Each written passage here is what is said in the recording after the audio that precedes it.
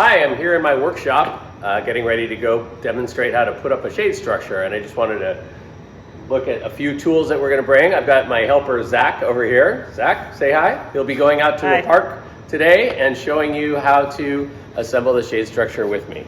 So a few things you want to bring: a giant measuring tape so that you can measure from the borders of your sign placed camp. You might have to measure 50, 100 foot distances to get to the edge of your shade structure, depending on your layout. So make sure you bring one of those. We're going to be demonstrating lag bolts. So I've got an impact driver, some basic screwdrivers and wrenches, because on these turn screws here, the thumb screws, sometimes they get really tight. You need a screwdriver to get them on. You might even use a screwdriver to put them on, or you're going to need a screwdriver to get them off. You might need a screwdriver to put them on as well. Don't forget your work gloves. An angle grinder. I know, sounds a little extreme, but I've actually used this almost every time on the playa. We'll be using these metal poles in our shade structure, and you might need to adjust the sizes. So I definitely recommend having one of these. And we've got a variety of different kind of things to pound things in the ground, all the way up to a giant sledgehammer.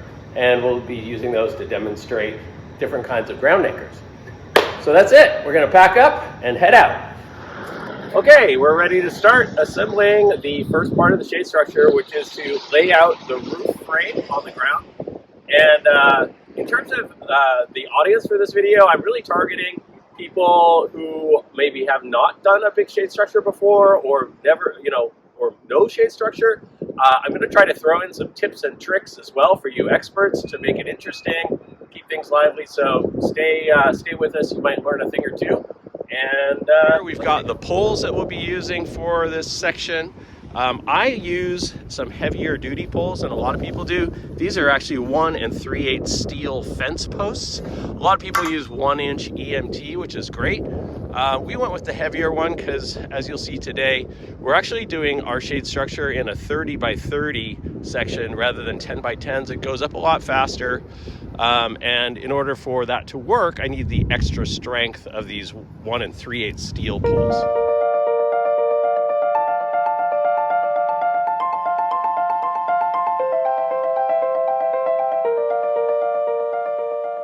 We have finished putting on the fittings around our 20 by 30 section here. And I just want to talk about the fittings real quick. We're using just 3 different kinds today. This is a foot that's going to go under the leg. So I put one of those at each of these areas that's going to get a leg. And this is what's called a 3-way corner. So on all the corners, we'll get one of those. And then the leg is going to go into there when we put it up. And then where I don't have a corner, I get a T. So it just joins the 2 pipes, and then the leg is going to go in here. And one tip that I've heard from a few people is to buy a more fancy 5-way. If you have all of your joints be a 5-way like this, they'll actually work for any part of your whole shade structure. They cost slightly more, but then you don't have to worry about, do I have enough of this part or enough of that part? You can use the same part for every single piece of your shade structure. We didn't do that, but a lot of people are doing it these days. So next up, we are going to put the legs on, and it helps to have lots of people, but we're gonna see if we can muddle through that.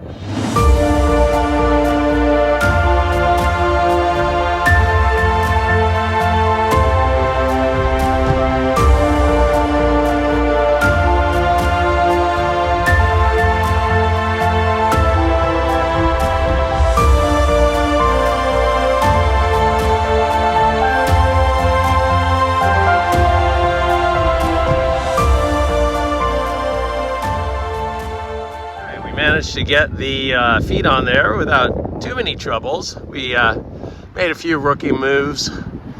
It's been a while since we've been on the playa. One thing is, make sure you have all of those screws loosened before you try to put the feet in. So go around your whole structure, make sure that they're ready to accept the feet, because it's quite awkward when you're trying to get those in. You have to unscrew them. So we kind of did that. And then one thing is often comes up as a question is chicken and egg question. Do you put the roof on while it's on the ground, or do you put this frame up and then put the roof on after it's up? And I actually don't think there's a right and wrong. It depends on how many people you have. We're doing a high wind protocol. As you can see, it's pretty windy today. So if it's any kind of high wind, you want to put the shade, the roof on after you put the legs on. So we're going to actually now secure each end here of the frame before we put the roof on. That way, if the wind kicks up, the whole thing doesn't blow away. So we wanted to make sure that first and foremost, it's safe.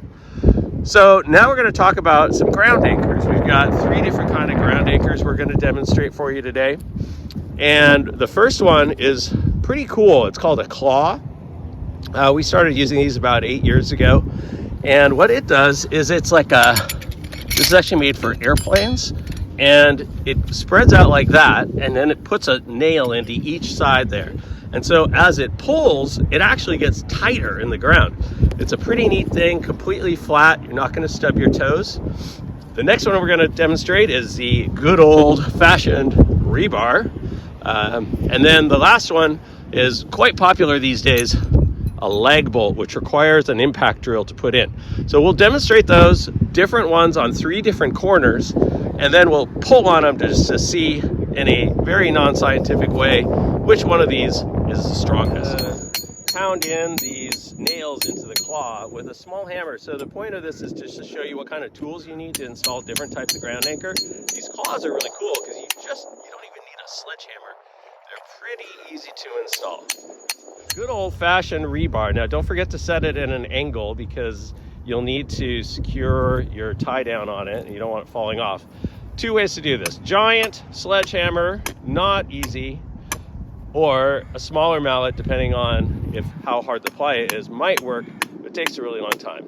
Rebar is cheap, but it's tough to get out and tough. The last one we got is a lag bolt, and with these you have to put the tie down onto the lag bolt before you put it into the ground with your impact driver here, or else you won't be able to get it on. So now we got the impact driver. These things are pretty easy to get on and really strong. They also don't kill your toes if you step on them. Now the only bad part is you need that impact driver. One little tip is most of these tie downs, they require a washer. So make sure you don't get out on the playa with your lag bolts and no washer, because that tie down slips right over the head of a 1/2 inch headed lag bolt on there. The head is 1/2 inches, a little too small for the opening on the tie down. So make sure you get washers. We're gonna start putting up the roof now, and we're gonna have one person on this end and one person on this end pulling it tight from end to end. And after that, we'll attach it in the middles down in the center area after we attach the ends, because you don't want to attach it in the middle first. You might not get the ends lined up perfectly. So we're going to start doing that and attach the entire roof all the way around.